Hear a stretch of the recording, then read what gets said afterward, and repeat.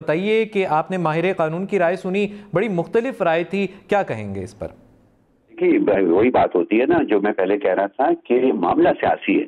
اب اس کے اوپر آپ کی ایک متفقہ قانونی رائے ہو ہی نہیں سکتی، اور اس کی ہمارے پاس پہلے بہت ساری مثالیں موجود ہیں. جو لوگوں کا خیال 2017 میں تھا کہ نواز شریف صاحب کو جو سزا ملی ہے وہ بالکل درست ملی ہے، ان کا آج بھی وہی خیال ہے، باوجود اس کے کہ اب وہ ان سارے الزامات سے بری بھی ہو گئے ہیں اور الیکشن کے اندر وہ حصہ بھی لے رہے ہیں. جن لوگوں کا خیال تھا کہ آصف علی زرداری صاحب نے جو 11 سال جیل کاٹی ہے اور ان کو کوئی ایک مقدمہ بھی ان پر ثابت نہیں ہوا، وہ آج بھی سمجھتے ہیں کہ نہیں کہ وہ بالکل انہوں نے صحیح جیل کاٹی ہے باوجود اس کے کہ کوئی مقدمہ ان پر ثابت نہیں ہوا. تو یہ سیاسی معاملات کے اوپر ایک متفقہ رائے نہیں ہو سکتی ہے قانون کے اوپر. ابھی بھی جو میں آپ کے ماہر قوانین کی میں رائے سن رہا تھا تو دیکھیں انہوں نے بھی ایک اس کے اوپر مورل آبجیکشن اٹھائی ہے کہ ایک آدمی جو کہ ریاست مدینہ کی بات کرتا تھا اور جو اس کا سارا پولیٹیکل بیسس تھی کرپشن ختم کرنے کے نعرے پر تھا، اس نے پاکستان کی ساکھ کو اس طرح سے نقصان پہنچایا کہ جو قیمتی تحفے تحائف ان کو وہ دیے گئے وہ انہوں نے کم قیمت پر لے کر اپنے پاس رکھنے کے لیے نہیں، باقی بھی سیاستدانوں نے توشہ خانہ سے تحفے لیے ہوئے ہیں اپنے پاس رکھنے کے لیے، لیکن وہ باقاعدہ اس کی وہ ٹریڈنگ انہوں نے کی ہے، ایک طرح سے بازار لگا دیا اس کا، جس میں مورل آبجیکشن. اگر آپ قانونی نظر سے اس کو وہ دیکھیں تو کہیں قانون میں یہ نہیں لکھا ہوا کہ جی آپ یہ باہر دوبارہ تحفے لے کر بیچ نہیں سکتے. کیونکہ ایک سیاسی معاملہ ہے نا، اس کے اوپر آپ کو ایک متفقہ رائے کبھی بھی نہیں ملی، آج بھی نہیں ملے گی، 8 سے 5 سال بعد بھی نہیں ملے گی، 10 سال بعد بھی نہیں. بالکل مختلف رائے ہی ہمیں ملے گی. ابھی ماہر قانون نے بھی بات کی، اشتر اوصاف صاحب نے، عرفان قادر صاحب نے. اچھا عامر صاحب ہمیں یہ بتائیے کہ آپ اس کو کیسے دیکھتے ہیں کہ اب ہر جو آپ نے آصف زرداری کی بات کی اور نون لیگ کے نواز شریف کی ہم بات کریں تو بعد میں جو ہیں وہ کیسز کلیئر ہو جاتے ہیں، کوئی سزا نہیں ہوتی، تو آپ کو اس کیس میں کیا صورتحال لگتی ہے؟ اگر آپ اس کے بارے میں بتا سکتے ہیں کہ کیا یہ بھی اسی طرف لیڈ کرے گا، کیونکہ ابھی تک تو ہسٹری ریپیٹ ہی ہو رہی ہے. ایک تو یہ والی بات، اور دوسرا آپ اس قانونی پہلو کو کتنے عرصے میں ریزالو ہوتا ہوا دیکھتے ہیں؟ That's a very very good question جی، اور میرا خیال ہے کہ یہ اس سوال کا جو بھی جواب ہے نا اس کے اوپر عمران خان کی سیاست کے مستقبل کا انحصار ہے. تھوڑا سا معاملہ یہاں پر نواز شریف صاحب سے اور آصف زرداری یا بینظیر بھٹو صاحبہ سے ہمیں مختلف اس لیے نظر آتا ہے، اور یہ آپ ان کے آج کل کے انتخابی کیمپین کے اندر جو وہ باتیں کر رہے ہیں اس کے اندر بھی آپ کو یہی سنائی دے گا کہ وہ کہتے ہیں کہ جی ہمارے ساتھ جو بھی ہوا، انصاف ہوا یا نا انصافی ہوئی، ہم نے کبھی ریاست کے راز اس طرح سے کھول کر ہم عوام کے اندر نہیں لے کر آئے، خاص طور پر ایسی باتیں ہم نے نہیں کی جس سے براہ راست ریاست کو یا ریاستی اداروں کو نقصان پہنچے. عمران خان کی سیاست اس لکیر سے تھوڑی سی وہ آگے لے گئے تھے اس کو، وہ شاید ان کو اپنی مقبولیت کا یہ زوم تھا یا ان کا خیال تھا کہ وہ اس قدر مقبول ہو چکے ہوئے ہیں کہ وہ زور زبردستی سے بھی اپنی مرضی کی تبدیلی، اس حکومت کی تبدیلی اس ملک کے اندر لا سکتے ہیں جس میں وہ ناکام رہے ہیں. اب کیونکہ ان کے جو ان کا جو انٹینٹ ہے، ان کی جو نیت جو ہے، انہوں نے ایک فرق دکھائی اور انہوں نے اپنا عوامی طاقت کو استعمال کرنے کا ارادہ دکھا دیا ہے. اس لیے یہ کہنا مشکل ہے کہ جب تک عمران خان خود ایک باقاعدہ ایفرٹ نہ کرے، اور ابھی تک دیکھیں وہ اس کی مجبوری انتخابات بھی ہو سکتی ہے کہ ابھی تک ہمیں ان کے لب و لہجے میں کوئی نرمی نظر نہیں آئی، چاہے وہ ان کا اکانومسٹ میں لکھا ہوا آرٹیکل ہو یا وہ ان کے بیانات ہوں جو کہ وہ اپنے وکلاء کے ذریعے جاری کرتے رہتے ہیں، یا پھر ان کے ٹویٹر اکاؤنٹ سے جو رد عمل ہمیں نظر آتا ہے. ابھی تک ہم نے ان کے اندر دچک نہیں دیکھی. اب دیکھنے یہ ہوگا کہ آنے والے دنوں میں جب یہ سارے فیصلے جو ہیں یہ اپیل پروسیسز میں سے گزریں گے تو اس کے پیچھے عمران خان اپنی سیاست میں کتنی لچک لے کر آتے ہیں، اور اس میں اس کا مطلب یہ نہیں ہے کہ وہ صرف ریاستی اداروں کے ساتھ تو وہ ابھی بھی بات کرنے کو تیار ہیں،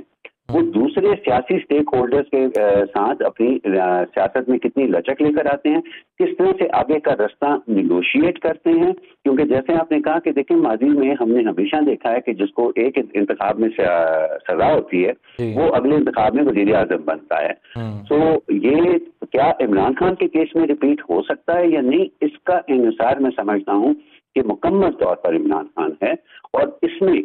ये मुझे नजर आ रहा है कि जब तक, अभी तक तो वो कह रहे हैं नहीं फॉल्स फ्लैग ऑपरेशन था, ये उनके लोग ही नहीं थे जिन्होंने किया, जबकि ओवरवेलमिंग एविडेंस है कि उनके लोग इन्वॉल्व थे 9 मई के वाकयात के अंदर। तो जब तक वो खोलकर ये मानेंगे नहीं कि हाँ ये हुआ है पीटीआई से और ये नहीं होना चाहिए था, मुझे उनके लिए फौरी तौर पर कोई रास्ते खुलते नजर नहीं आते हैं। लेकिन आगे चल के क्या होना है, आपको उनके लिए कोई रास्ते खुलते हुए नजर नहीं आ रहे। आमिर साहब, आप हमारे साथ ही मौजूद रहिए। हम तज्जियाकार आसमा शिराजी की तरफ बढ़ेंगे। आसमा साहिबा, आपने सुना माहिर कवानीन ने भी अपनी राय दी, क्या कहेंगी आप? ये चीजें जो है इस तरह से खाना का केस पहले दूसरी अदालत यानी सेशन कोर्ट से जो कि ट्रायल कोर्ट थी, और उसके बाद अब एहतसाब अदालत से भी उस पर फैसला आ चुका है। ये ड्यू प्रोसेस जिसे कहना चाहिए इसमें मुकम्मल होता नजर आया है, और काफ़ी अरसे से ये केस चल रहा था जिसमें कि इमरान खान साहब से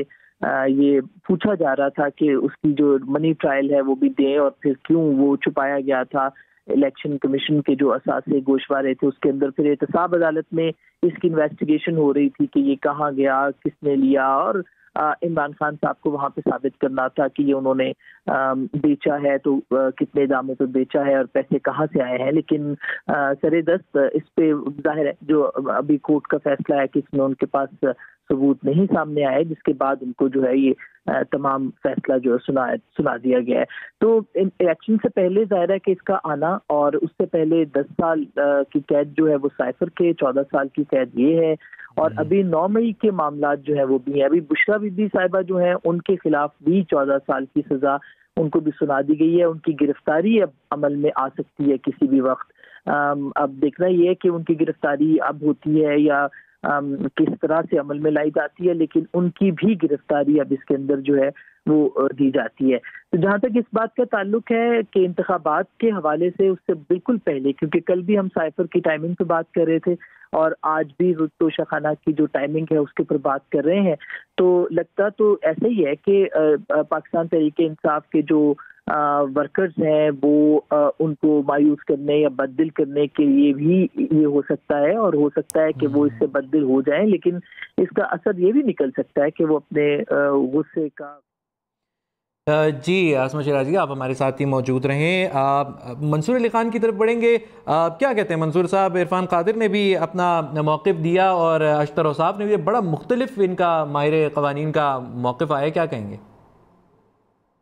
बिल्कुल एक फोटोकॉपी इफेक्ट है जो 2018 के इलेक्शन हुए थे, और उससे पहले नवाज शरीफ साहब को, मरियम नवाज साहिबा को उस वक्त जो है वो सजा सुनाई गई, और अब 2024 के इलेक्शन से पहले एक और साबिक वजीर आजम को जो है वो सजा इस तरह सुना दी गई। मैं नहीं जानता कि क्या ये कोई प्लान है, ये कोई साजिश है, मेरे पास ना कोई ऐसे सबूत है, लेकिन टाइमिंग जो है उसकी वैसे ही है। इल्जामात बहुत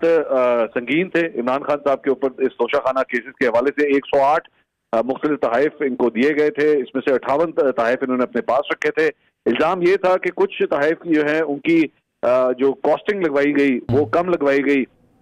पैसे जो है वो कम जमा करवाए गए। कुछ के ये भी इल्जाम था कि कुछ को छुपा दिया गया। लेकिन दोबारा सियासी नौयत के पाकिस्तान के अंदर जब भी मुकदमात होते हैं तो लोग उसको सिर्फ कानूनी स्केल के ऊपर वे नहीं करते, बल्कि सियासी तौर पे भी वे करते हैं कि ऐसी क्या वजह है कि सिर्फ इलेक्शन से चंद दिन पहले ही एक बड़े सियासी लीडर की, और अपेरेंटली अभी तो नहीं है लेकिन बानी तो है वो चेयरमैन पाकिस्तान तहरीक इंसाफ, तो उनके खिलाफ इतना बड़ा फैसला आना, क्या ये वोटर्स इससे डिस्करेज होंगे, मजीद इनकरेज होंगे? अब ये सबसे बड़ा सवाल है 8 फरवरी के हवाले से। हम नहीं जानते कि 8 फरवरी को क्या इनके वोटर पाकिस्तान तहरीक इंसाफ के वो घरों में बैठे रहेंगे, या वो अपना गुस्सा निकालने के लिए, अपना जिसे ये लोग कहते हैं कि बदला लेने के लिए बाहर आएंगे, बाहर आके वोट डालेंगे। We don't know. तो